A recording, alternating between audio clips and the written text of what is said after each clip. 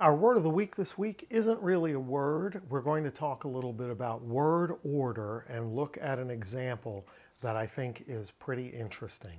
It's the third temptation of Jesus in the wilderness when he's being tempted by diabolos, by the devil. And we're going to compare Matthew and Luke because Mark's account of the temptation doesn't give us the specifics. It just tells us that he was tempted in the wilderness.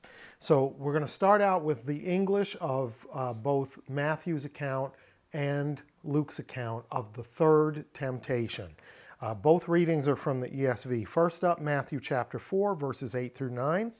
Again, the devil took him to a very high mountain and showed him all the kingdoms of the world and their glory. And he said to him, "All these I will give to you if you will fall down and worship me." Next is Luke chapter 4, verses 5 and 6.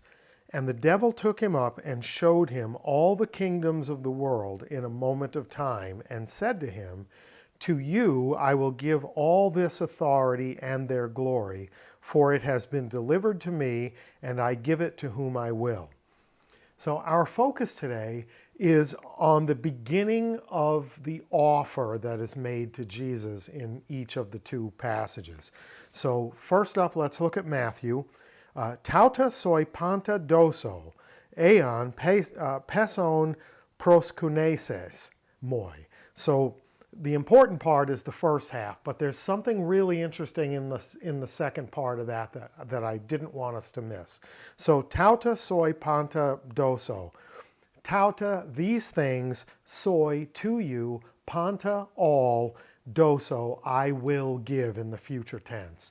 Notice how sort of choppy the word order is. That's because in Koine, word order is a signal of emphasis. The important part is front-loaded in the phrase. Tauta, these things, soi, to you, doso, panta, all these things to you I shall give. Hold that thought. Let's look at the second part real quick. Eon peson, if peson, while falling, this is a present participle, while falling, proskuneses moi, you should worship me. So he says, I would give you all these things if while falling you should worship me. So there's an aspect here of concurrent time in the participle, like falling down to worship, but I feel like it's signaling more than that. In order for you to worship this devil who's making this offer, it involves a more significant falling than simply falling down at his feet to worship him. All right, pretty wild stuff. Let's go on and take a look at Luke. Soidoso tain exousian, tautain hapasan kai tain doxan auton. So you'll notice in the transliteration with hapasan, I left out the H in the transliteration. That was a typo, pardon me for that mix-up. So soidoso, soy, to you, doso, I shall give, tain uxasian tautain, this authority, hapasan, all this authority, kai tain doxan auton, and the glory thereof, or and their glory. So remember, the word order is giving us emphasis. So let's briefly look at that in English. So if we take I love you and put the emphasis on the first word, I love you, emphasizes the subject. I love you. Now if we change it up and put the verb first, love you I, emphasizes love rather than me or you.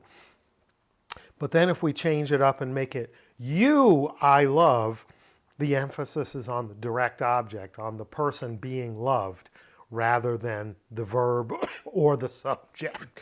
So let's go back to the temptation and look at the specifics quickly one more time. Matthew has this very complex emphasis. Tauta, these things, soi, to you, panta, all, doso, I will give. So the primary emphasis is on the things being given, tauta, followed closely by you. These things to you all I will give. But then we get to Luke and it becomes more personal. Soi doso, to you I shall give all this authority and the glory. So the appeal here is to Jesus as the recipient in Luke. It's like, you could have all this. But in Matthew, the appeal is slightly stronger. All this could be yours, right? So he follows tauta with soi, so we get the you closely on the heels of it. But Luke's emphasis is on you, and Matthew's emphasis is just slightly more on these things. All this could be yours in Matthew, but in Luke, you could have all this. Word order and emphasis gives us a glimpse into how the writer in Koine wants us to understand the importance of things. That's why word order matters. Thanks for watching. I hope that was good for you. If it was, like, share, subscribe, tell a friend, and all that good stuff. And until next time, Karis Kairene Humine, grace and peace to you.